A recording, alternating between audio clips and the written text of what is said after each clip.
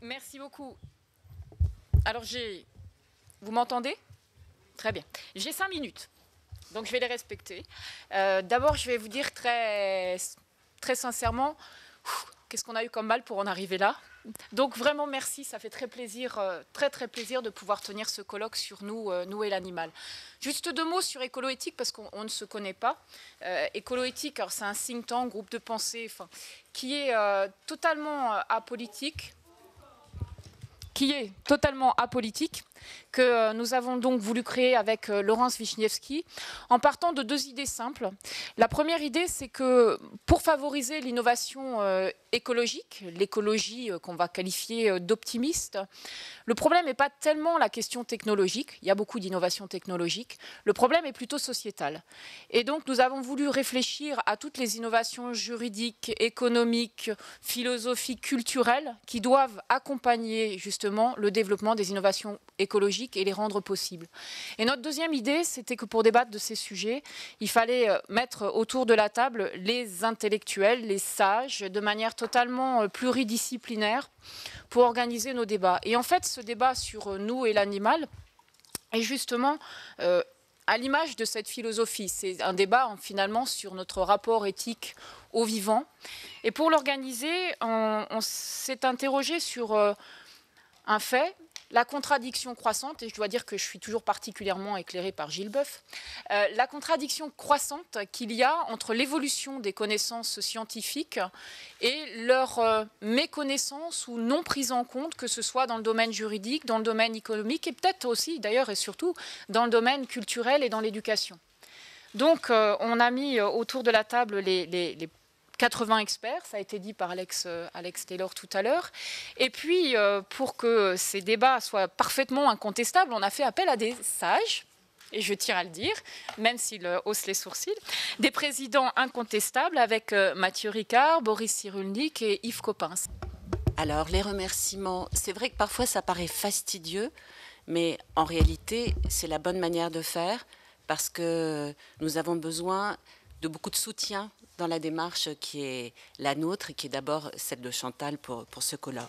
Alors je voudrais à sa suite remercier les 4 présidents des groupes qui vont présenter leurs conclusions aujourd'hui et sur lesquelles vous allez débattre et qui sont Madame Després qui est philosophe et professeur à Liège, Monsieur Bois qui est chercheur au CEVIPOF et alors Jean-Baptiste Villemer malheureusement ne pourra pas être là et Madame Droz va le remplacer au pied levé. Et c'est bien la femme consciencieuse qui me disait qu'à 3 heures du matin, elle ne dormait pas encore, se demandant si elle arriverait à relever le défi. Bref, et monsieur Néré, Laurent Néré, qui est professeur à Versailles et qui est un spécialiste, évidemment notre spécialiste éminent du droit de l'environnement. Alors je suis très fière, en qualité de coprésidente d'Écolo-Éthique, d'y être associée, mais je voulais leur rendre ce qui leur appartient. Et puis il y a l'avenir. Écolo-Éthique ne travaille pas seulement sur l'animal, il travaille aussi sur l'action de groupe, sur le préjudice écologique, sur le droit de la consommation. Et nos travaux doivent déboucher sur un objectif qui est en l'espèce celui de déposer un projet de loi. Nous voulons nous situer dans l'action concrète. Nous devons déboucher, nous devons peser sur les décideurs. Parce que réfléchir, c'est indispensable, mais c'est un préalable, avec une méthode qu'on pourrait comparer un peu à celle du Grenelle. C'est un petit clin d'œil, mais c'est quand même ça.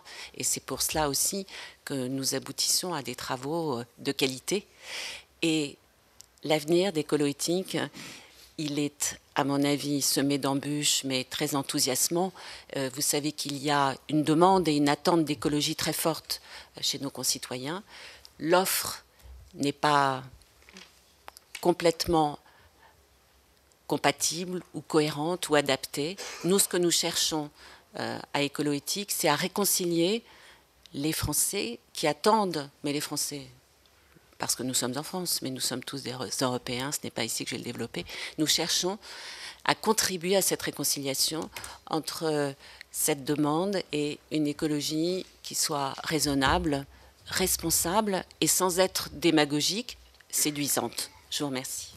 Alors j'ai une première chose à dire qui me semble importante, j'ai un petit peu réfléchi à la question, c'est que l'histoire de l'univers qui englobe l'histoire de la Terre, l'histoire de la vie et l'histoire de l'homme est une histoire de 14 milliards d'années. 14 milliards d'années.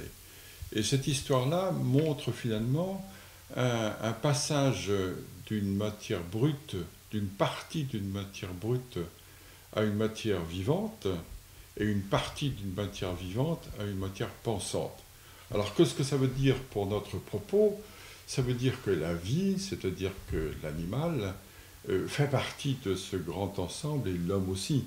C'est une seule histoire avec une certaine homogénéité, c'est une seule succession. Alors là, je ferai un agrandissement, si j'ose dire, sur une partie de cette histoire-là, une partie de cette généalogie. C'est une généalogie, et qui est la partie humaine, ça va de soi.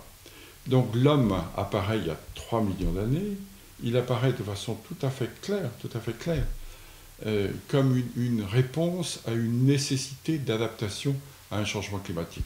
Réponse à une nécessité d'adaptation à un changement climatique qui est une sécheresse. Et cette adaptation, c'est un peu plus de cerveau, ce qui va lui faire d'ailleurs prendre conscience, si je puis dire, ou en tout cas un autre niveau de conscience, et une denture à manger de tout, c'est-à-dire à manger de la viande. Et à ce moment-là, 3 millions d'années seulement, on est parti à 14 milliards, 3 millions d'années seulement, à ce moment-là, l'homme agit comme les autres animaux. Les animaux de son entourage sont confrontés à la même sollicitation et du même coup sont bien obligés aussi de réagir pour survivre. En 200 ans, on passe d'1 milliard à 7 milliards d'individus. 1 milliard à 7 milliards. On a mis 3 millions d'années pour passer de quelques milliers d'humains à 1 milliard, et on met 200 ans pour passer d'1 milliard à 7 milliards. Ça ne peut pas se faire tout seul. Et depuis une cinquantaine d'années, donc dernière période, dont nous faisons partie, je l'appelle environnement compris. On a compris ça. La preuve, c'est qu'on est là aujourd'hui. On a compris qu'on était libre, mais responsable, et la liberté, on l'a bien comprise, la responsabilité, pas toujours. Donc on est là pour expliquer que c'est un même mot, en quelque sorte, un même concept. Alors, puisque Madame Chantal Joanneau m'a nommé sage, je vais commencer par quelques paroles de sagesse. Qui a le droit d'avoir des droits? Alors, est-ce que c'est un individu ou est-ce que c'est une personne? On confond régulièrement les deux et pourtant, il s'agit de deux notions qui désignent deux choses totalement différentes. L'individu, c'est ce qui ne peut pas être divisé. C'est-à-dire que c'est une définition biologique qui est rentrée maladroitement dans la culture en disant nous sommes tous des individus. Alors que la personne, dans le théâtre grec, c'était celui qui avait un masque et qui sonnait à travers la bouche du masque, c'est-à-dire celui qui était sujet de sa parole. Alors si on arrête le raisonnement à ce moment-là, les animaux n'ont pas le droit au droit. C'est-à-dire que, puisqu'ils n'ont pas de parole, et encore ce que je viens de dire n'est pas tout à fait vrai, je vais le relativiser pendant les 3 heures qui me restent à parler, c'est ça? Beaucoup d'animaux sont sujets d'une personnalisation. Ils ne sont pas sujets de la parole, mais ils sont sujets d'une personnalisation. Donc, ils ont le droit d'exister, ou plutôt nous, on a le devoir de leur donner le droit d'exister, au mieux possible de leur développement, au mieux possible de leurs émotions, au mieux possible de leur patrimoine génétique. Je n'ai pas dit programme, j'ai dit patrimoine génétique, qui est un alphabet, qui n'est pas du tout un programme. Les généticiens le disent clairement, les biologistes le disent clairement, ça n'existe pas, le programme génétique. Ce qui existe, c'est l'alphabet, à partir duquel le milieu va écrire des milliers de récits différents. Et alors, à ce moment-là, on voit que si nous, êtres humains, on leur donne le droit de devenir sujet de leur développement, d'exister, de se développer, d'aimer à leur manière, à ce moment-là, il y a pas de raison de ne pas donner de droits aux animaux. Et je vais terminer en disant il est nécessaire de leur donner des droits et que cette notion de frontière est une notion dangereuse. Et je vais citer Lévi-Strauss, c'est qu'à partir de quand est-on être humain? Bien, donc juste avant de commencer, je voudrais juste rebondir sur 2 points, sur les 14 milliards et quelques d'années d'Yves Coppens.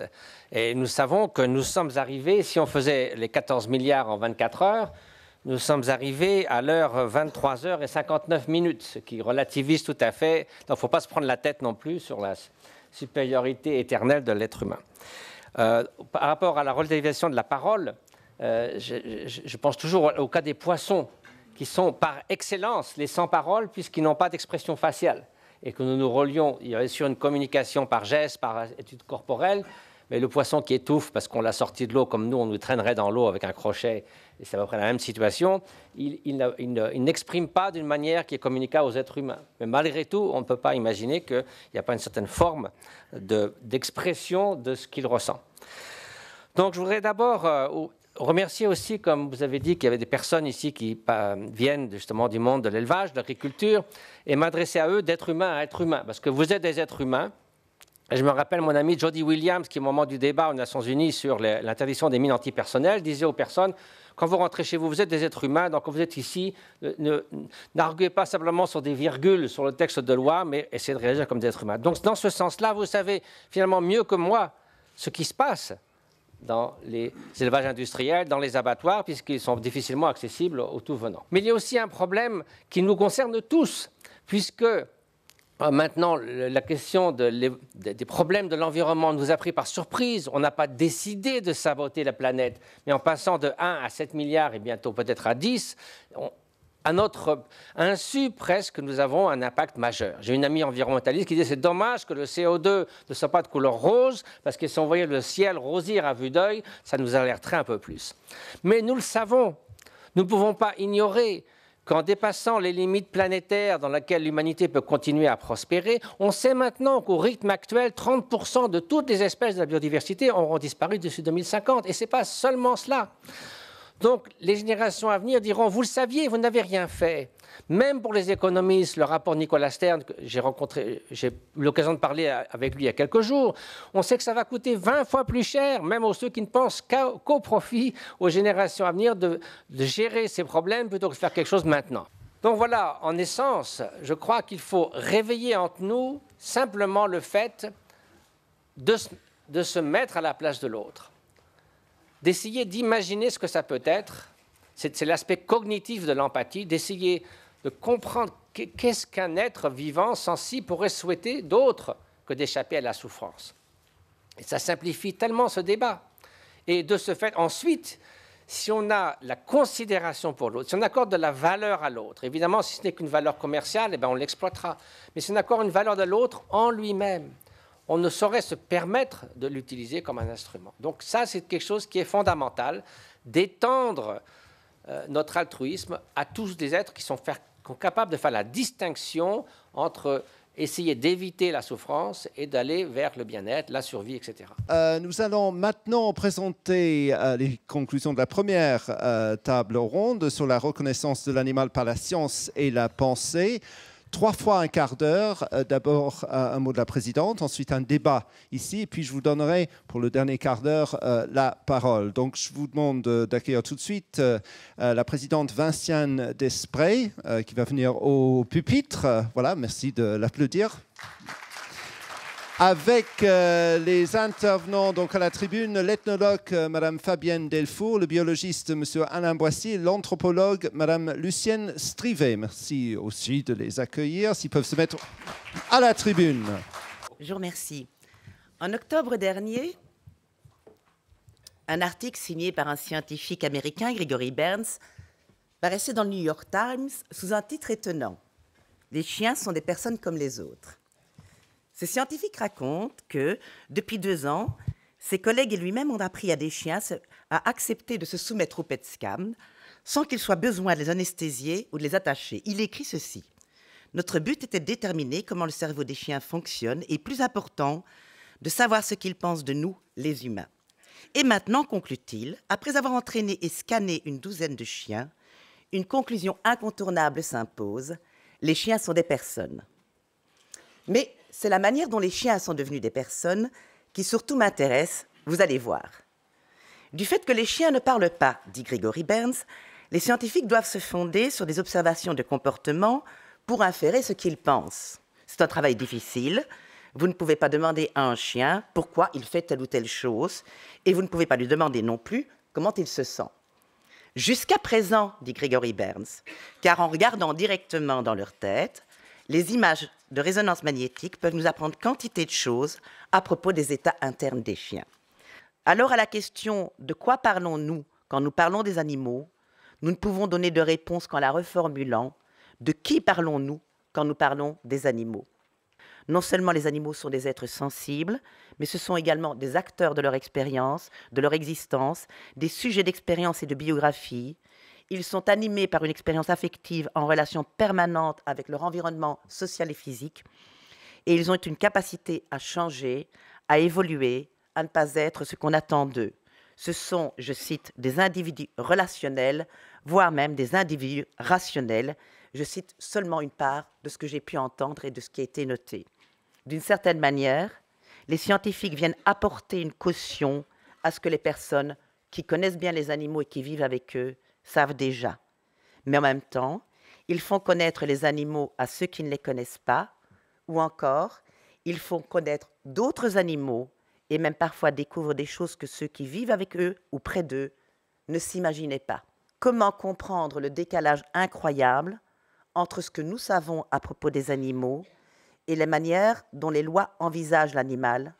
Comment comprendre ce décalage absolument stupéfiant entre les pratiques effectives et les dispositifs réglementaires? Certes, la philosophie s'est chargée de dénoncer les enjeux qui sous-tendent ce que le philosophe Jacques Derrida appelait une méconnaissance intéressée. Mais cette méconnaissance n'est plus possible. En tout cas, c'est ce à quoi il nous faut travailler, désigner cette méconnaissance de ce que sont et peuvent les animaux, non plus comme un simple retard épistémologique de la loi sur la vie des gens et des animaux, mais comme un scandale irresponsable et inacceptable. Je vous remercie. Peter Singer, thank you very much for being with us here today. It was a full house here in Paris. We can see you. You can't see us, I think, but you can hear us. As most of the people here are French, I'm going to translate everything you say into French. So if you let me come in after every sentence, I'll try and resume very quickly what you say. Could you give us your views on how France stands and on the evolution of animal ethics?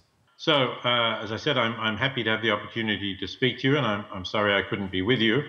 But I do think it's very important that the questions of animal ethics are raised more strongly in France than they have been in the past. Je pense que c'est très important que les questions d'éthique au niveau de l'animal soient soulevées avec plus d'emphase en France que par le passé.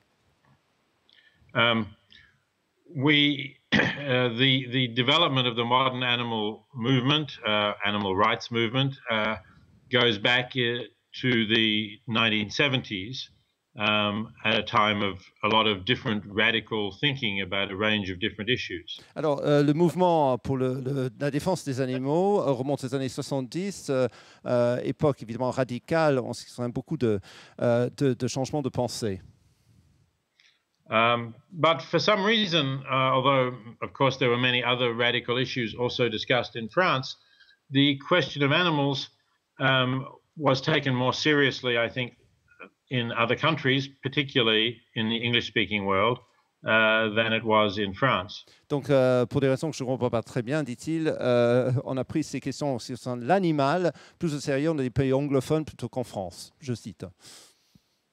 And one can only speculate on the reason for this, but I think at least one important philosophical difference is the strength of the English utilitarian tradition in the English-speaking world.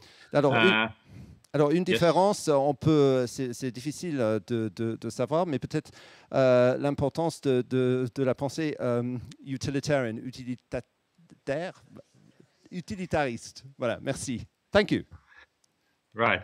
Whereas in France, there was perhaps more of a Kantian ethical tradition. And the essential difference here between the utilitarian and the Kantian positions is that for the utilitarians, it's a question of whether a being can suffer that is most important. Alors, il y a une différence entre l'éthique de façon Kant et l'éthique façon utilitarian. Et pour les derniers, c'est est-ce qu'un être peut souffrir, oui ou non?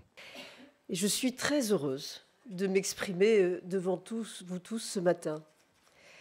Je suis très heureuse parce que vous me donnez ainsi l'occasion de dire des choses que je n'ai pas eu souvent l'opportunité d'exprimer avec autant de force que ce que je vais essayer de faire ce matin. Et pour vous parler du sujet tel qu'il vient d'être énoncé, je suis obligée de vous parler un tout petit peu de moi et de ce que j'ai fait ces dernières années. Aussi loin que je me souvienne, j'ai toujours été personnellement très sensible aux animaux et j'ai toujours eu la conscience plus ou moins formulée, élaborée, que l'animal était un être vivant et devait être respecté en tant que tel. Car au fur et à mesure de ces années, j'ai été estomaquée plus d'une fois, peut-être même d'une manière quotidienne, par la violence, par la difficulté entre êtres humains, entre Français, entre Européens, de s'écouter, de s'entendre et de tenter de progresser ensemble. Et le manque de respect que j'ai pu observer m'a amené à prendre un certain nombre d'initiatives que je vais évoquer devant vous, mais j'étais donc très troublée par cela, par cette difficulté, jusqu'à ce qu'un jour j'ai eu un effet de révélation quand j'ai lu un texte que je pense vous tous ici vous connaissez bien et qui est l'allocution de Claude Lévi-Strauss à l'UNESCO en 1971, quand celui-ci dit notamment, et vous l'avez évoqué, M. Cyrulnik l'a évoqué tout à l'heure, en isolant l'homme du reste de la création, en définissant trop étroitement les limites qui l'en séparent, l'humanisme occidental, hérité de l'Antiquité et de la Renaissance, l'a privé d'un glacis protecteur et l'a ainsi exposé sans défense à des assauts fomentés dans la place forte elle-même. Je vais parler, pour répondre à la question sur l'évolution du regard de la philosophie sur l'animal, je vais parler de l'obnubilation par la philosophie de la recherche du propre de l'homme. La tradition philosophique,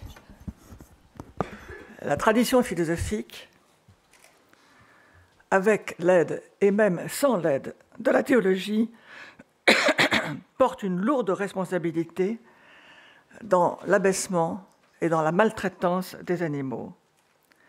Et ça n'est pas seulement la faute, je dis bien la faute, de la pensée spiritualiste, celle qui réserve le logos, la raison, à l'homme, mais aussi la faute de la pensée matérialiste, celle des modernes, du moins, les marxistes par exemple, qui considèrent que l'action transformatrice, l'action prométhéenne, différencie les hommes des animaux les plus intelligents.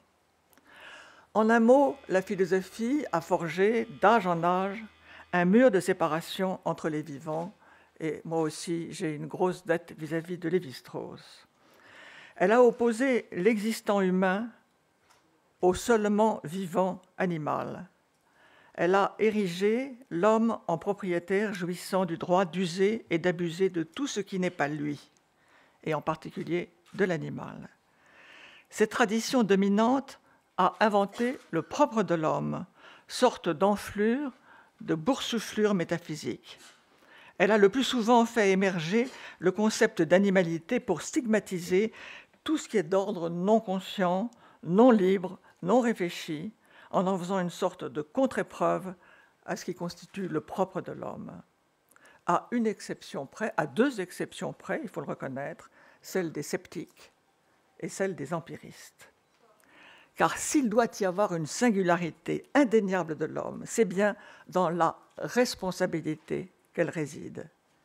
La responsabilité est l'unique concept éthique auquel je puisse me rallier sans réticence, parce qu'il prend en charge les animaux ici. Je ne crois pas qu'en traitant nos congénères d'animaux humains, on se donne les moyens d'éveiller en eux la responsabilité vis-à-vis de tous les vivants. Cet après-midi, nous allons maintenant parler de la deuxième table ronde sur l'animal et l'économie, présidée par Daniel Bois, que je vais appeler tout de suite au pupitre, accompagné des intervenants, M. Jean-Pierre Kiffer, vétérinaire et président de l'œuvre d'assistance aux bêtes d'abattoir, Mme Elisabeth Pastores, présidente d'Éthicité, M. Étienne Gagneran, vice-président de la FNSEA, et M. Claude Gruffat, président de Biocoop. Merci de les accueillir. Bonjour à tous. Je vais rendre compte donc de le travail qu'on a fait le 5 décembre dans la table ronde autour de Animal Economy. Pour commencer, Animal Economy, c'est peut-être moins facile a priori. C'est deux mots qui sont peut-être plus difficiles à concilier. Et donc, moi, je m'attendais à peut-être un petit peu de difficulté dans cette table ronde. Pour vous rassurer, personne ne s'est entretué. Ça s'est bien passé. Je vais essayer d'en rendre compte du mieux que je pourrais le faire.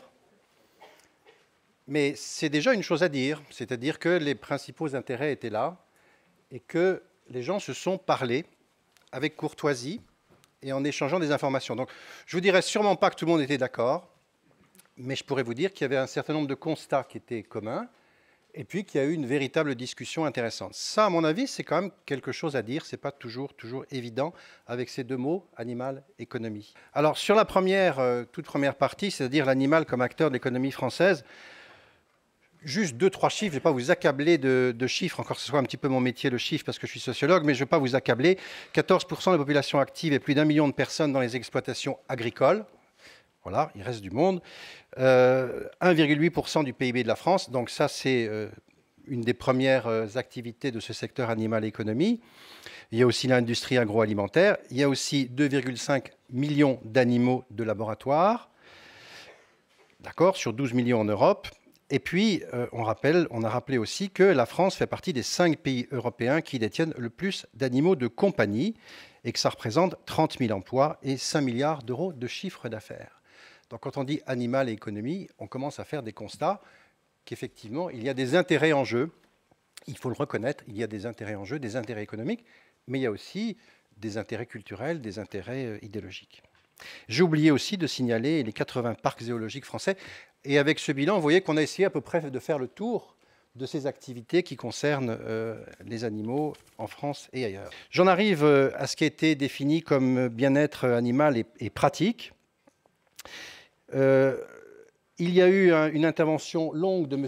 Gagneron, qui est là à la tribune, et qui nous a expliqué le point de vue des éleveurs, et notamment le point de vue des éleveurs qui, de son point de vue, ont aussi des objectifs de bien-être animal. C'est son point de vue, dans la mesure où un éleveur dont la population animale se porterait mal, c'est évidemment pas un avantage économique, donc il a argumenté sur ce point. Il nous a proposer des solutions de son point de vue sur la manière d'améliorer la situation des animaux de rente. En revanche, il nous a fait part de son incompréhension sur l'idée d'un changement juridique du statut de l'animal. C'est donc son point de vue, j'imagine qu'il en parlera tout à l'heure. Son point de vue, c'est que l'enjeu majeur pour les éleveurs, c'est de maintenir l'élevage, et on nous a fait part du fait qu'en réalité, il y avait des problèmes économiques dans ce secteur, à savoir une diminution en fait. On nous a cité disparition de 20% du troupeau de bovins et de 30% du troupeau d'ovins. Un thème qui a été beaucoup discuté est le problème bien-être animal et consommateur. On a argumenté sur le fait quelle est la position du consommateur vis-à-vis de ce problème du bien-être animal. Une première constatation, à mon avis, et je la rejoins cette constatation en tant que sociologue, c'est que probablement les gens n'ont pas une perception, les consommateurs, les citoyens de manière générale, n'ont probablement pas une perception très claire de ce qu'est la situation des animaux d'élevage. Alors on a cité par contre le fait que le consommateur voyait favorablement certaines initiatives commerciales, comme par exemple l'élevage des poules en plein air, l'œuf qui vient de poules élevées en plein air. Bon, c'est une image qu'on voit effectivement d'une part dans la publicité, certainement, et dans la grande distribution, et ça fait partie des choses qui sont considérées comme positives pour les consommateurs. Et donc, on a argumenté sur le fait que le consommateur est effectivement sensible, au moins sous ce biais, en dehors des biais éthiques, au moins sous ce biais plutôt utilitariste, de l'amélioration du bien-être animal, dans la mesure où ça irait de pair avec une amélioration alimentaire d'une certaine façon. Donc ça a été assez bien argumenté dans le panel. Je passe à cette question de l'international qui a été citée, où effectivement le problème était d'essayer de savoir si la situation de la France est différente, meilleure ou moins bonne que d'autres pays européens. Il me semble que la tendance du groupe était de dire que la situation vis-à-vis de ce bien-être animal et de la fidélité à la réglementation européenne était un petit peu en dessous des normes d'autres pays européens, mais je crois que tout le monde ne partageait pas cette opinion au sein du groupe. Juste une petite chose qui était intéressante également, sur le problème de la gouvernance de ce bien-être animal en France. J'ai compris que plusieurs intervenants, mais notamment l'un d'eux, je ne sais plus exactement lequel, peut-être M. Kieffer, regrettaient qu'il n'y ait pas... Il y a bien sûr des organes de régulation et de surveillance de ce bien-être animal. Un bureau, je crois, je ne me souviens plus très bien dans quel ministère, mais on le précisera. Voilà, à l'agriculture. En revanche, on a regretté, qui est présent dans la salle, je crois d'ailleurs, on a regretté qu'il n'y ait pas, en projet, en dessin, en design, quelque chose comme une autorité supérieure qui essaierait d'être en charge, en responsabilité de ce problème du bien-être animal. Donc c'est un problème de gouvernance en fait, du bien-être animal qui a été évoqué de façon assez forte. Un petit focus rapide sur un problème terriblement chaud politiquement et idéologiquement, qui est le problème de la viande halal et cachère, c'est-à-dire du non-étourdissement d'un certain nombre d'animaux avant la mise à mort. Il y a ici quelqu'un qui a écrit un livre sur ce thème, ça a été évoqué. Donc c'est un problème qui est extrêmement compliqué parce qu'il est très délicat du point de vue religion, tout le monde le comprend, mais ça a été évoqué courtoisement, mais comme un problème qui existe et qui devrait un jour, parce qu'apparemment dans d'autres pays d'Europe, il a trouvé des solutions, en tout cas, me semble-t-il, donc c'est un problème qui peut être argumenté, il n'y a pas de tabou à mon sens. J'en viens à une troisième partie, quels enjeux, quelles solutions pour améliorer le bien-être animal. Je rappelle, là aussi ça a été dit par M. Gagneron, que de son point de vue, il disait qu'il était impossible de mesurer les conséquences d'un changement de statut juridique. Je remarque qu'il ne dit pas que c'est impossible, que c'est quelque chose d'épouvantable, qu'il s'en garde. Il dit « je n'en connais pas les conséquences », ce qui veut dire qu'il faut en discuter, me semble-t-il. C'est, à mon avis, une invitation à discuter cela. Quelque chose de tout à fait important, d'ailleurs, dans l'atmosphère de cette table ronde, c'est qu'on a beaucoup parlé de co-construction du futur entre les parties prenantes.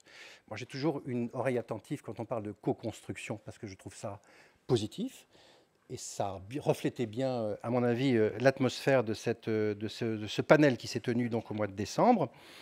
L'idée étant, effectivement, de réussir à co-construire ensemble quelque chose sur les différents sujets dont j'ai parlé, c'est-à-dire juridique, économique, etc. Il est convenu d'admettre qu'en France, la protection animale plante ses racines, en tout cas sur le plan juridique, véritablement en 1802, avec le concours de l'Institut national de France qui pose cette question: jusqu'à quel point les traitements barbares exercés sur les animaux intéressent-ils la morale publique ? Et conviendrait-il de faire des lois à cet égard? L'Institut recevra en réponse 28 mémoires manuscrits. Cette prise de conscience sera suivie, on le sait, par la loi du 2 juillet 1850, loi dite Grammont, sur les mauvais traitements envers les animaux. Au passage, les Anglais nous avaient déjà devancé, ils avaient légiféré 28 ans plus tôt. Et si l'on se souvient qu'elle fut accueillie dans l'hémicycle par des colibés, des railleries ou des apostrophes du style « il faut avoir de la pitié pour les hommes avant d'en avoir pour les animaux », on n'a pas oublié non plus que le texte a été voté car il accordait davantage une plus grande place à l'hygiène publique, au manque à gagner et un peu à la morale plutôt qu'à véritablement la souffrance animale. Alors sans revisiter longuement le combat militant qui a favorisé les prises de conscience, on peut constater qu'il s'est décliné en quelques démarches différentes et complémentaires. D'abord, le mouvement associatif s'est professionnalisé, conjuguant progressivement le rationnel et l'émotionnel. C'est ainsi que des pôles juridiques se sont développés au sein des associations avec une grande capacité de réactivité. Ensuite, le réseau associatif s'est diversifié avec notamment des organisations spécialisées et très performantes dans leur domaine. Je pense notamment à la PMAF qui a trouvé sa crédibilité dans le secteur de l'élevage, l'OABA évidemment. Je n'oublie pas la FDA qui en son temps a initié et porté la déclaration des droits de l'animal jusque devant l'UNESCO. Cette opération m'amène à constater qu'il existe une perception très différente à propos de la souffrance animale entre l'animal domestique et l'animal sauvage. Je ne parle pas de celui qui est tenu en captivité. Et on voit bien que l'animal domestique, qu'il soit chien ou chat dans les refuges, bétail dans les élevages, bien en fait, il a toujours servi de modèle, à travers son destin souvent pathétique, au nécessaire progrès éthique. Du reste, la reconnaissance de la sensibilité, on en a parlé ce matin, donc de la souffrance, n'est accordée qu'à lui et à lui seul, à l'animal domestique. L'animal sauvage n'a pas eu cette chance, peut-être parce que les associations qui se sont investies dans la sauvegarde l'ont fait dans un esprit naturaliste vivant à enrayer le déclin de telle ou telle espèce sans s'attacher véritablement à l'individu. La journée que nous vivons aujourd'hui s'apparente à cette démarche bienfaisante qui ne tire pas l'homme vers l'animalité, comme je l'ai si souvent entendu dire, mais qui, bien au contraire, contribue à l'élever. qu'Écolo-Éthique et ses équipes en soient sincèrement remerciées. Et pour conclure, je pense à une formule de Nelson Mandela qui disait « L'arme la plus puissante que l'on puisse utiliser pour changer le monde, c'est l'éducation ». Bien, j'ai le sentiment que ce colloque participe de l'éducation et qu'on progresse ainsi dans la prise de conscience auprès de tous nos concitoyens. Merci. It was pretty shocking for me when I got to Cambridge University in 1961, having been with the chimpanzees 1.5 years, and being told by the professors at Cambridge that I had done my entire study wrong. C'était très choquant pour moi quand je suis arrivé à Cambridge en 1961, après avoir passé 1 année et demie avec les chimpanzés, quand les professeurs m'ont dit « Mais vous n'avez rien compris, vous avez mal fait vos études ». I was told that I shouldn't be giving the chimpanzees names, I should have numbered them, because that was much more scientific. J'aurais jamais dû donner des noms aux chimpanzés, mais j'aurais dû leur donner des numéros parce que c'est beaucoup plus scientifique. And I absolutely couldn't talk about them having personalities or emotions or minds capable of any kind of reasoning. Et il était impossible de parler de leur personnalité, de leurs émotions, de leur donner des esprits capables de raisonnement. And even amazingly, one of the most recent scientific excitements is to discover a strange kind of intelligence, but a very real intelligence, in something as unlike us as the octopus. Donc effectivement, les poulpes, quelque chose qui nous ressemble si peu. Et il y a beaucoup de recherches dont on parlait tout à l'heure sur les poulpes qui montrent qu'ils sont des êtres très intelligents. It's very, very clear that we need a new way of treating animals in society in those countries where there are no laws to protect animals. Donc c'est très clair que nous avons besoin d'une nouvelle façon de traiter des animaux, surtout dans ces pays où il n'y a pas de loi sur la façon de respecter l'animal. It's very clear that animals deserve our respect and above all they deserve our compassion. Donc ils méritent notre respect et notre compassion. It was Mahatma Gandhi who said that you can tell a lot about a nation from the way it treats its animals. Donc, comme disait Gandhi, on peut savoir beaucoup sur une nation dans la façon, ce qu'on a dit ce matin, dont elle traite ses animaux.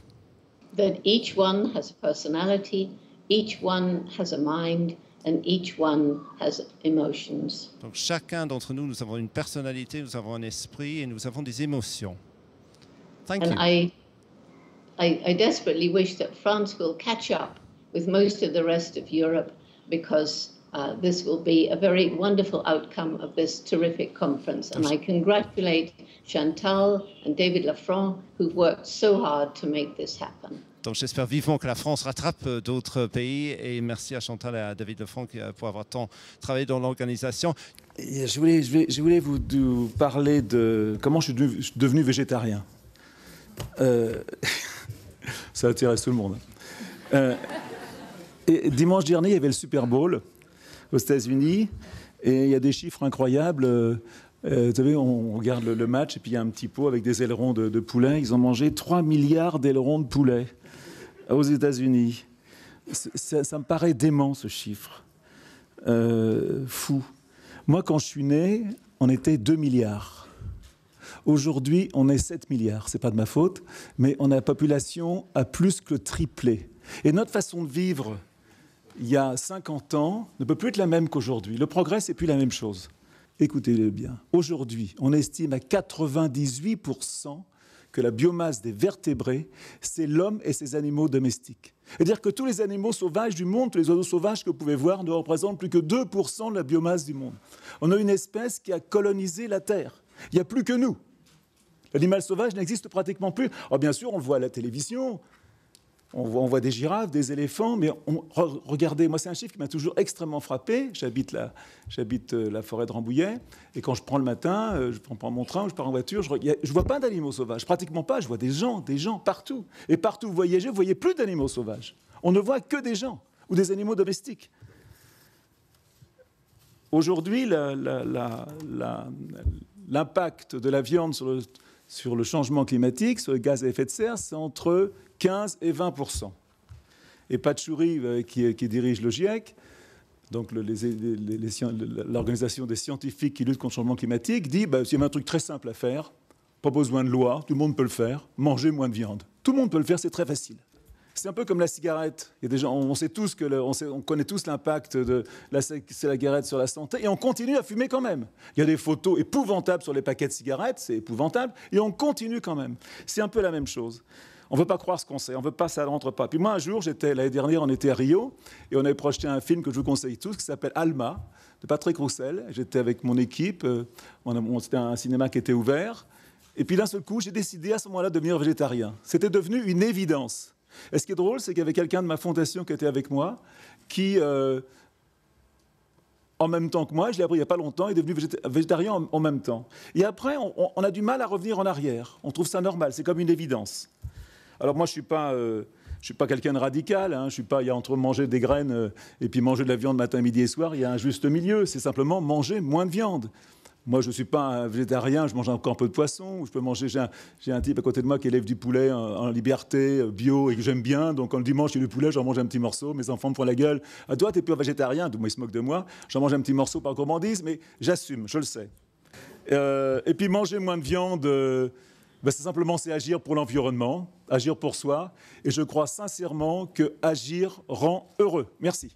Bien, parfait. Merci beaucoup. Nous allons passer maintenant à la troisième table ronde qui est présidée par Jean-Baptiste Jean-Gène Villemer, mais qui malheureusement, c'est encore un cas de force majeure, n'a pas pu être là. Donc nous avons le plaisir d'avoir avec nous Dominique Droz, avec la philosophe Florence Burga, le président de l'Ordre national des vétérinaires Michel Bossier, et le journaliste Émeric Caron. La dernière table ronde organisée par Écolo-Éthique en décembre dernier a porté sur un sujet qui a été en réalité évoqué lors de chaque table ronde par des experts. Il s'agit de la question de l'enseignement de l'éducation, tant au niveau scolaire que de la formation ou de l'information tout au long de la vie. Ceux qui connaissent l'histoire millénaire du combat pour le respect des animaux savent que les revendications n'ont guère changé et que les résultats obtenus sont maigres. Une multitude de raisons peuvent l'expliquer, mais une les soutient toutes. Ceux qui peuvent faire changer les choses sont déjà pétris de croyances et d'habitudes qu'il est difficile, voire impossible de défaire, même avec l'argumentation la plus rationnelle. Mais là, précisément, se trouve la solution. Parce que tout commence par l'éducation, on peut désespérer de faire changer les adultes d'aujourd'hui, mais on peut encore agir sur ceux de demain. Pour cette raison, la question de l'enseignement n'en est pas une parmi d'autres, elle est la condition de toute réforme future. Il faut faire évoluer les mentalités par la transmission du savoir, et ce, dès le plus jeune âge. Cette table ronde sur l'animal et l'enseignement avait donc pour objet d'identifier les obstacles dans les différents domaines et aux différents stades de l'éducation et de proposer des recommandations qui seront exposées dans le rapport d'écolo-éthique qui sortira dans le courant du mois de février. Les différents domaines traités ont été la formation des enfants et des enseignants, la formation des étudiants, en particulier étudiants en sciences ou en école vétérinaire, la formation des professionnels, la formation du grand public, la formation des particuliers et enfin la formation avec les animaux. Lors de leur débat, les membres de la table ronde ont fait plusieurs recommandations concrètes dans différents domaines que M. Villemer évoque notamment. Remplacer autant que possible les dissections par des méthodes de substitution, introduire l'objection de conscience à l'université, permettant à des étudiants de ne pas pratiquer des expériences sur des animaux s'ils ne le souhaitent pas, sans en être pénalisés, mieux former les enseignants à la question du respect de l'animal, notamment en développant ou en diffusant des outils pédagogiques appropriés, encourager les contacts des enfants avec le vivant, faire évoluer les programmes de l'éducation nationale en philosophie ou en introduisant des notions d'éthologie en sciences et de la vie et de la terre. Faire évoluer également les recommandations nutritionnelles, introduire des menus végétariens dans les cantines, etc. Voilà, je crois que ce compte-rendu était assez complet par rapport à ce qui avait été évoqué lors de la table ronde. Tout de suite, donc avant d'entamer la dernière partie de notre colloque, nous allons avoir 3 interventions d'organisations françaises que vous connaissez tous, des organisations françaises majeures de protection des animaux. Tout de suite avec Madame Réa Hutin, la présidente de la Fondation 30 millions d'amis, que je vous demande de saluer. Merci de votre présence. Avec, s'ils peuvent prendre place déjà à la tribune, Monsieur Courreau, trésorier de la Société protectrice des animaux, et à Mademoiselle Anne-Claire Chauvany, que j'appellerai à la place du professeur Gilbert Mouton pour la Fondation Assistance aux animaux. Merci de les applaudir. Madame la ministre, Mesdames, Messieurs, permettez-moi tout d'abord de remercier les présidents d'Écolo-Éthique, Chantal Joanneau et Laurence Wiśniewski, ainsi que le vice-président David Lefranc, pour l'organisation de cette journée et pour l'invitation à cette tribune de la Fondation 30 millions d'amis que j'ai l'honneur de présider. Je suis également la productrice de l'émission du même nom, le magazine des droits de l'animal et des devoirs de l'homme, à l'antenne depuis 1976. C'est dire à quel point je salue le choix d'Écolo-Éthique d'aborder la question de l'animal dans sa globalité, ainsi que la qualité des travaux et des échanges menés au cours des derniers mois. Toute ma reconnaissance va aussi à Elisabeth de Fontenay, Florence Burga, Boris Cyrulnik, Mathieu Ricard et Jean-Pierre Marguenot, qui ont signé le manifeste publié en octobre dernier à l'appel de la Fondation 30 millions d'amis pour une évolution du régime juridique de l'animal dans le Code civil, reconnaissant sa nature d'être sensible. Leur mobilisation et celle de l'ensemble des personnalités ayant co-signé et relayé le manifeste illustre à quel point la cause animale est un combat sociétal majeur. Pour mémoire, les dispositions existantes du Code pénal prévoient jusqu'à 2 ans d'emprisonnement et 30 000 € d'amende pour des actes de cruauté ou de sévices graves envers un animal. Je ne vais pas revenir ici sur le nombre de cas de cruauté gratuite pour lesquels leurs auteurs restent malheureusement impunis. Fort de notre expérience devant les tribunaux, nous sommes convaincus que la juste application des peines ne pourra intervenir sans cette reconnaissance de la sensibilité de l'animal dans le Code civil. Aujourd'hui, au XXIe siècle, et malgré les progrès de la connaissance scientifique, le Code civil, pilier du droit français, ne reconnaît toujours pas une évidence. L'animal ne peut plus être considéré comme un bien meuble ou un immeuble.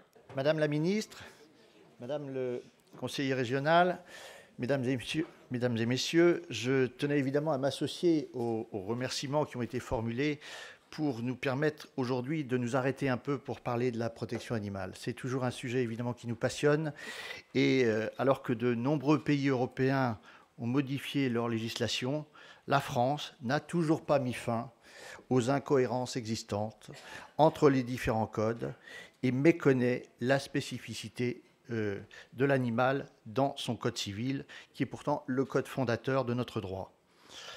Plus grave encore, l'animal est réduit à sa dimension patrimoniale. Surtout, il n'existe pas en droit français une reconnaissance et une prise en compte générale de la souffrance animale. Il faut par ailleurs instaurer dans le Code civil un régime juridique de responsabilité du propriétaire ou du détenteur de l'animal. Il pourra également être intégré dans le Code civil un régime de responsabilité du propriétaire ou du détenteur de l'animal visant à établir un régime juridique civil protecteur de l'animal dès lors que les animaux sont sous le contrôle de l'homme, quelle que soit la finalité de l'appropriation. Il pourrait être intégré dans le Code civil une idée générale que tout propriétaire ou détenteur doit apporter tous les soins nécessaires au bien-être de l'animal et doit placer celui-ci dans des conditions compatibles avec les impératifs biologiques de son espèce. Enfin, il faudrait prévoir l'élargissement des possibilités d'agir en justice pour les associations de protection animale. En l'état actuel du droit, les associations de protection animale peuvent uniquement agir en justice lorsqu'il existe certaines infractions pénales qui sont limitativement énumérées. Des cours de loi animale sont dispensés maintenant dans 92 des 180 écoles de droit des États-Unis et l'idée d'accorder des droits aux animaux est soutenue par les professeurs Alan Dershowitz et Lawrence Tribe de la faculté de droit de Harvard. Pourtant, ces notions ont été proposées depuis l'Antiquité. Pythagore, au VIe siècle avant notre ère, a été considéré comme le premier philosophe des droits des animaux pour lesquels il réclamait le respect. Un des élèves d'Aristote, Théophraste, dont la vie n'a malheureusement pas prévalu, écrivait que les animaux peuvent raisonner, sentir et ressentir de la même manière que les êtres humains. Jean-Jacques Rousseau, en 1754, dans la préface de son discours sur l'inégalité, et en contradiction avec René Descartes, qui considérait que les animaux étaient des automates complexes, ne pouvant ni penser ni souffrir, rappelle que l'homme a commencé comme un animal, bien que non dépourvu d'intelligence et de liberté, et que l'homme est sujet à certains devoirs envers eux. Au XVIIIe siècle, l'anglais Jeremy Bentham considéra que la souffrance des animaux est aussi réelle et moralement importante que la souffrance humaine. Selon lui, la faculté de souffrir et non la faculté de raisonner devait être le critère pour évaluer le traitement juste des autres êtres. Sa citation est restée célèbre. Si la capacité à raisonner en était le critère, plusieurs êtres humains, en comptant les bébés et les personnes handicapées, seraient traités comme s'ils étaient des choses. Jean-Yves Goffy, dans son ouvrage « Droits des animaux et libération animale », sous la direction de Boris Cyrulnik, rapporte les conclusions du philosophe américain Tom Regan, professeur à l'Université d'État de Caroline du Nord. Certains animaux ont une vie mentale suffisamment complexe pour avoir une expérience propre de leur bien-être. En d'autres termes, ils ont une vie mentale assez complexe pour que ce qui leur arrive leur importe. Les êtres qui sont des sujets d'une vie ont une valeur inhérente. On est le sujet d'une vie dès lors que l'on est capable de manifester une vie mentale assez complexe pour s'intéresser à son bien-être. Il s'ensuit que les animaux sont des sujets d'une vie et qu'ils sont des titulaires de droits, même s'ils ne le savent pas. Nous allons maintenant, dans notre journée particulièrement chargée, mais très riche, enchaîner sur notre dernière table ronde consacrée au régime juridique de l'animal en France et à l'étranger. Cette table ronde est présidée par Laurent Néret, qui va venir au pupitre, avec comme intervenant le professeur Jean-Pierre Marguenot et l'avocat suisse Antoine Goetschel. Merci. Vous pouvez les applaudir. Pourquoi cette journée de colloque consacrée au rapport entre l'homme et l'animal fait-elle une place de choix au droit? On en a beaucoup parlé depuis ce matin. Pour plusieurs raisons. D'abord, parce que contrairement à une idée reçue, le droit n'est pas un monstre froid, purement technique, purement désincarné, mais c'est autre chose. C'est un véritable mesureur social qui, à l'image du caméléon, épouse la couleur de la société sur laquelle il est posé. Ensuite, le droit occupe une place de choix dans le regard que l'on porte sur l'animal, parce que la nature a horreur du vide et que les ordres de jugement, que sont l'éthique ou encore la religion, ont perdu une certaine place et qu'on a une grande attente en direction du droit, peut-être une trop grande attente. Enfin, si le droit est incontournable quand on traite de la place de l'animal dans notre société, c'est aussi parce que ces outils, ces instruments bien connus ont fait leur preuve au fil des siècles. Je voudrais citer ici d'abord la balance et ensuite le glaive. La balance d'abord, parce que la balance permet de signifier les intérêts jugés dignes de protection par une société intérêts qui sont sur chacun de ces plateaux, avec une valeur jugée suffisante pour l'intérêt de l'homme d'un côté, l'intérêt de l'animal de l'autre. Mais la balance ne peut pas se suffire à elle-même. Elle a besoin du glaive, le glaive qui va trancher des conflits d'intérêts. Évidemment, l'intérêt de l'animal qui réunit tout le monde aujourd'hui, et je crois qu'il y a unanimité, personne ici peut se réjouir de quelque souffrance que ce soit en la matière. Eh bien, cet intérêt, dans certains cas, va primer par rapport à l'intérêt de l'homme. Cela vaut pour les espèces domestiques, et on a vu la condamnation du début de semaine dont je reparlerai tout à l'heure, mais cela vaut aussi pour les espèces sauvages qui font l'objet de protection. Rappelez-vous l'affaire de l'ours cannelle qui a été tué par un chasseur et qui entraînait avec sa mort, la destruction d'une espèce, l'espèce de l'ours des Pyrénées. Et cet acte n'est pas resté impuni puisque, au-delà de la poursuite pénale qui n'a pas prospéré, en tous les cas, une réparation de l'ordre de 10 000 € de dommages et intérêts a été infligée. Et puis, dans d'autres cas, évidemment, c'est l'intérêt de l'homme qui va l'emporter et qui autorise des contrats qui portent sur l'animal, de transport, d'élevage, évidemment. Il est vrai que l'animal est qualifié dans le Code civil de meuble, mais parce que le meuble, c'est un meuble qui est un meuble perçu en 1804 par les auteurs du Code civil, cette Bible là, que certains brandissent pour défendre la famille et qui peut être brandie pour défendre l'animal. Le meuble, c'est ce qui se transporte d'un lieu à un autre, qui peut bouger en fait finalement. Alors oui, il n'y a pas que la technique, je vous l'ai dit tout à l'heure dans le droit, mais finalement, si l'animal est perçu comme un meuble, ce n'est certainement pas un meuble ou un immeuble comme un autre. Il y a d'autres textes, certes pas dans le Code civil, mais dispersés ailleurs, qui ne donnent pas une entière liberté de disposer de l'animal. Attention s'il est domestique ou apprivoisé. Il faut donc ouvrir certes le Code civil, et on parlera d'une modification tout à l'heure, mais il faut aussi lire les autres codes. Et il est vrai que, sortons d'une caricature, les intervenants étrangers qui ont décrit le droit français nous en ont parlé d'une manière qui faisait peur, parce que on aurait pu se dire qu'on avait des siècles de retard. On a certainement des années de retard, mais n'oublions pas que le Code rural parle d'être sensible, et le professeur Marguenot, qui est une mémoire du droit de l'environnement, du droit de l'animal, nous évoquera ces évolutions. Évidemment, toute atteinte volontaire ou involontaire à l'animal est sanctionnée par le Code pénal, et les mauvais traitements aussi. Je parlerai d'une nécessité d'évolution pour des raisons pratiques, une nécessité d'évolution à présent pour des raisons d'ordre symbolique. Dans ce code de 1804, je vous le rappelle, qui est fait pour les propriétaires terriens, pour organiser le commerce et pour organiser le monde, qui est un monde agricole, mais qui est un monde aujourd'hui dépassé dans ses méthodes. L'animal est cité dans le code comme étant les pigeons des colombiers ou encore les lapins des Garennes. Alors ça fait sourire, il n'empêche que, voilà, il faut évidemment moderniser ce droit, le mettre à niveau des autres codes, et en particulier de la reconnaissance de la qualité d'être sensible de l'animal. Les forces d'évolution en la matière sont importantes. À l'échelle européenne, on pourrait lister tout un tas de textes, et des textes qui ont une valeur contraignante. J'entends notamment tout spécialement la directive qui est consacrée à la protection des animaux qui sont utilisés à des fins scientifiques, qui parle de valeur intrinsèque, voilà qui est un terme fort.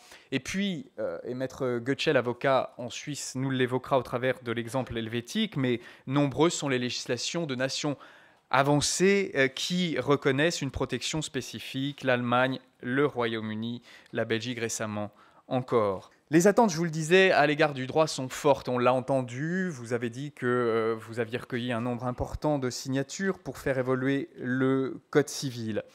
Je crois que le symbole de la balance est fondamental en la matière, et que les excès méritent, avec le temps, d'être atténués, d'éviter la caricature.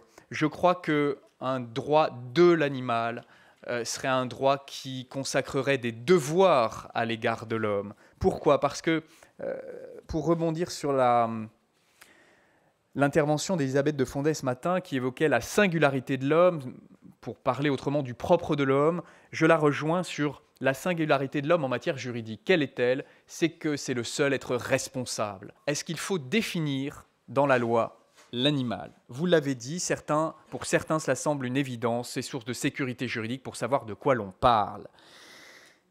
Je ne crois pas que ce soit une bonne idée à l'issue de cette journée, parce que j'ai entendu ce matin beaucoup de choses, et notamment que les scientifiques avaient du mal à définir, parce que la définition, c'est quelque chose d'enfermant. Et si les scientifiques eux-mêmes ont du mal à définir, comment les juristes, eux, pourraient-ils le faire? Autre question à entendre, est-ce que faire changer le Code civil, faire évoluer le Code civil ou la Constitution, c'est interdire certaines pratiques?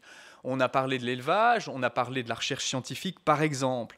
Je voudrais juste vous rappeler que depuis 2005 et la Charte de l'environnement, on n'a pas vu les industries polluantes tirer leur rideau et mettre la clé sous la porte. Il est vrai qu'il n'est pas question, avec une évolution du statut, je crois, de jeter l'opprobre sur certaines pratiques, mais plus exactement de rendre plus efficaces certaines procédures, par exemple, mais surtout de rendre plus vigilant toute personne qui travaille avec l'animal, et notamment d'être attentif à sa valeur intrinsèque. C'est avoir ce symbole de la balance. Et ils le sont déjà attentifs. Ils le sont en matière environnementale, ils le sont aussi à propos des animaux. On voit se multiplier les chartes de bonne conduite, ces outils spontanés et volontaires.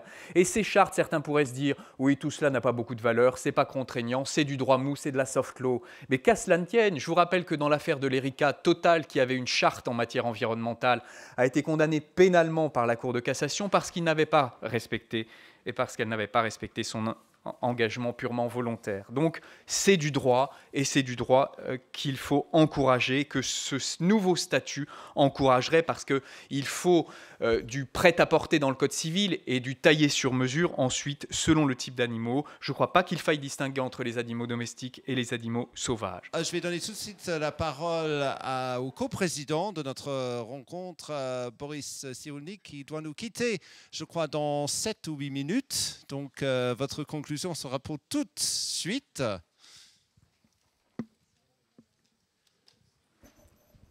Alors je vais essayer de dire un peu ce que j'ai ressenti au cours d'une grande partie de cette journée. Sommes-nous vraiment des animaux dénaturés? J'ai longtemps cru qu'on était les seuls animaux capables d'échapper à la condition animale par le monde de l'artifice de l'outil et l'artifice du verbe.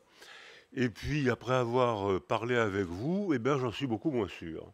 C'est-à-dire que maintenant, je me demande si tout simplement, avec les animaux, nous ne nous comportons pas peut-être comme des pervers. C'est-à-dire qu'en ignorant l'autre. Quand j'ai commencé mes études de médecine, le pervers, la perverse, c'était celle qui avait des relations sexuelles sans avoir l'intention de faire un enfant. Il y a beaucoup de pervers dans cette salle. Aujourd'hui, cette définition, bien sûr, n'a plus aucun sens. Et la définition aujourd'hui, c'est celle de Lacan et de Deleuze. Est pervers celui qui vit dans un monde sans altérité. Les enseignants étaient très friands d'éthologie, parce que ça permettait, à partir des animaux, de poser tous les problèmes de la condition humaine. À partir de quand apparaît la conscience? À partir de quand, qu'est-ce que le langage? À partir de quand apparaît le langage? Pourquoi est-ce que les animaux s'occupent de leurs petits? Pourquoi est-ce que les animaux ont une solidarité? Comment apparaît la sensibilité? Comment la parole humaine peut provoquer des remaniements de la représentation de soi? La plupart des problèmes de la condition humaine sont posables à partir de l'éthologie animale. Mais le problème, c'est que nos universités, si vous voulez faire une carrière, vous avez intérêt à avoir un savoir fragmenté. Choisis ton camp. La molécule, l'animal, l'être humain, la parole, choisis ton camp. Alors là, ça c'est la pensée paresseuse, c'est celle qui va nous permettre d'avoir des diplômes et de réciter comme un perroquet ce qu'ont récité nos maîtres. Votre serviteur est un perroquet diplômé. Et j'ai eu mes diplômes en récitant la parole des maîtres, sinon j'aurais été collé. Alors que quand on est praticien, À ce moment-là, on s'assoit et là, on a quelqu'un, une personne, un être vivant à côté de nous, avec son corps, son cerveau, son passé, ses apprentissages. Et là, c'est excellent pour pratiquer, mais c'est pas terrible pour faire une carrière. Merci de m'avoir appris tout ça. Nous parlons d'animaux et on a évoqué une vingtaine d'espèces. Et moi qui préside l'un des 3 plus grands musées d'histoire naturelle de la planète, je peux vous dire qu'on vient donc de passer le 2 millionième espèce connue sur cette planète, l'humain étant une des 2 millions d'espèces connues, et que les animaux en représentent environ 1,4 million d'espèces. Alors quand on parle d'animaux, effectivement, on parlait d'animaux domestiques, d'animaux sauvages. Ça gêne toujours le scientifique que je suis. Je vais revenir, j'avais des images, mais si je ne les ai pas, je peux raconter mes histoires quand même, il n'y a pas de souci. En fait, ce matin, Yves Coppens nous parlait des humains, et on a parlé toute la journée donc, de relations entre l'humain et l'animal. Je suis le premier, bien sûr, à très fortement soutenir cette idée que l'animal sera bien autre chose qu'une chaise. Hein. J'ai passé ma vie à les étudier dans l'océan, et je vous assure qu'ils ne sont absolument pas des chaises. Hein. Ils sont bien autre chose que cela, ça c'est bien clair. En fait, tout a démarré, l'histoire de l'humain et de l'animal. D'abord, nous sommes profondément animaux.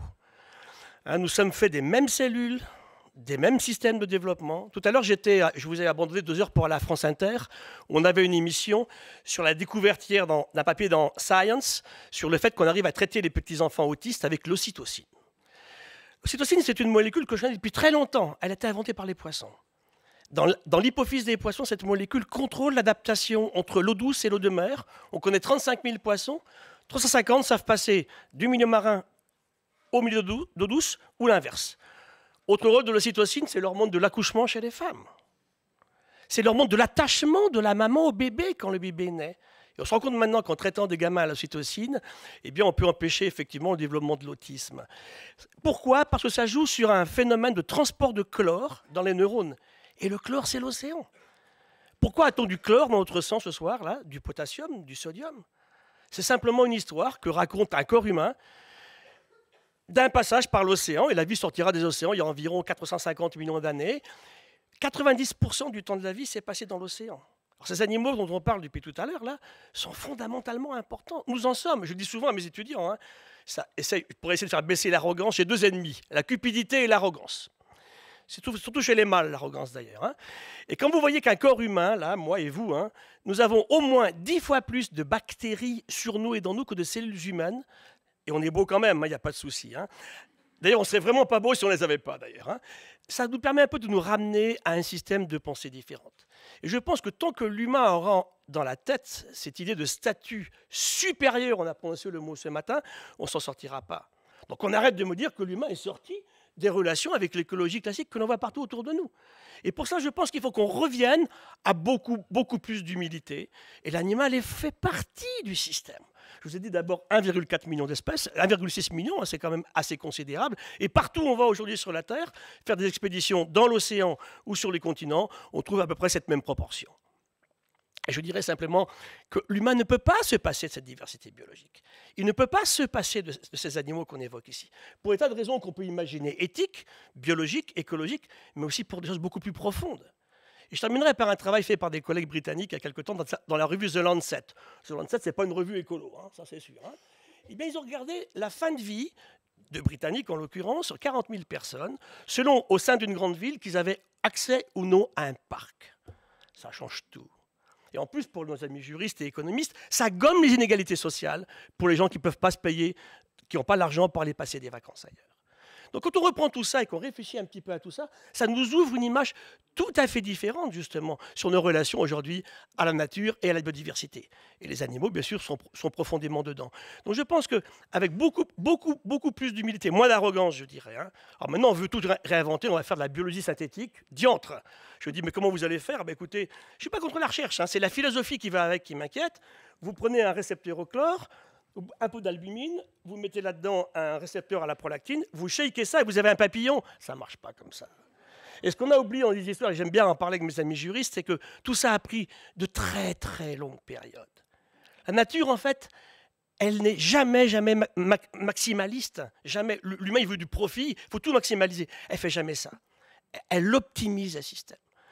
En bio-inspiration, quand on regarde à partir des animaux, encore, hein, on a regardé des grands oiseaux voler dans les Pyrénées, on a mesuré leur vitesse de vol, et on se rend compte qu'à certains moments où ils vont le plus vite, ils remontent les rémiges des ailes comme ça.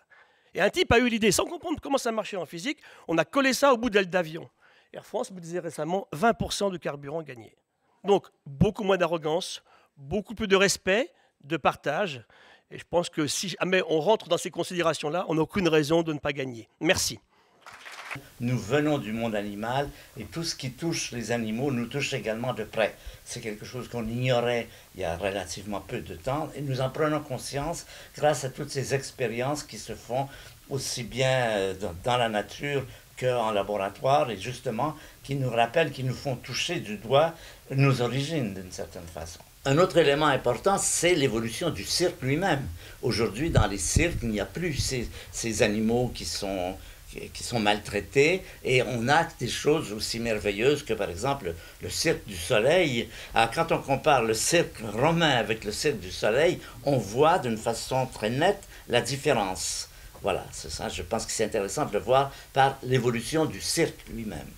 Alors que le Code rural qualifie très justement l'animal d'être sensible, cette qualification ne se retrouve malheureusement aucunement dans le Code civil qui continue à placer l'animal dans le chapitre des biens. En outre, aucune loi ne protège aujourd'hui les animaux sauvages en tant qu'individus. Cette situation est très critiquable et nous laisse à penser, à bon escient, qu'en son état actuel, le droit français apparaît trop peu progressiste et peu cohérent. Aussi, je souhaiterais également, si les Français m'élisent à la présidence de la République, définir un nouveau statut juridique de l'animal qui reflète les vérités scientifiques ainsi que l'évolution de la perception des animaux dans la société.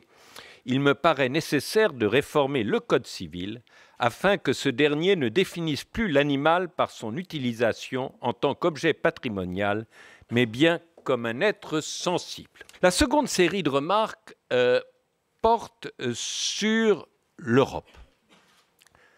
Des règlements européens sont effectivement les seuls règlements qui protègent efficacement les animaux domestiques, parce que ils évitent des distorsions de concurrence et donc permettent d'imposer des obligations à des agents économiques, aux éleveurs, sans que ceux-ci n'en ressentent qu'on s'attaque à la viabilité économique de leurs exploitations. Et il se trouve qu'il y a 3 catégories d'animaux sensibles, dont la sensibilité est reconnue, qui ne bénéficient d'aucune réglementation protectrice: les vaches laitières, les lapins et les poissons. Et donc, nous militons à Bruxelles en faveur de ces 3 catégories, mais nous sommes aujourd'hui très inquiets. Parce qu'autant on a des promesses positives du président de la République sur le Code civil, autant à Bruxelles, on nous dit il ne faut plus réglementer les moyens, ça c'est du détail, il faut définir des finalités. Et moi, je sais qu'on ne peut pas contrôler les finalités. Et donc, je redoute fort que si, au lieu de définir des moyens, un porc a le droit à telle surface, telle nature de sol, on dit le porc doit être heureux, je suis absolument certain qu'il n'y aura plus aucune réglementation respectée. Et donc il y a un combat européen à mener pour éviter une dégradation des objectifs de l'Europe, pour éviter que le concret devienne abstrait et théorique. La conclusion, donc Mathieu Ricard, Chantal Joanneau et Laurence Wiśniewski. Difficile de conclure après une journée aussi riche. C'est à vous. Il y a ce qui est beaucoup plus proche de nous, la nécessité de faire émerger un nouveau statut de l'animal. Alors, avec le socle commun qu'évoquait M. Schweitzer, un socle commun qui aura été défini par des intervenants qui n'ont pas toujours la même position, c'est la démarche d'écolo-éthique. Et elle répond non seulement aux engagements de notre actuel président de la République, mais je crois que c'est à moi de le dire, du précédent aussi. Et je passe la parole à Chantal. C'est politiquement très difficile, ça a été difficile, c'est difficile de porter ce sujet. Je vais vous donner trois exemples, je ne pensais pas en parler, mais j'ai invité les ministres concernés. dont certains que j'aime bien, voilà, parce que même si on n'est pas nécessairement du même bord, on peut s'apprécier. Et un qui était très concerné, qui m'a dit, écoute, c'est vachement bien, mais je ne suis pas élu du bon département pour venir. Voilà, département de chasseurs. Deuxièmement, vous avez vu, aujourd'hui, on avait des intervenants exceptionnels. Il y a eu 3 sénateurs. En fait, il y a eu Marie-Christine Blandin, qui est restée quasiment toute la journée, qui avait été la personne qui a rapporté le groupe de travail biodiversité au Grenelle. Il y a eu Leïla Hachi, qui est venue ce soir, qui a interrompu une réunion pour passer. Et puis un représentant de Geneviève Gaillard.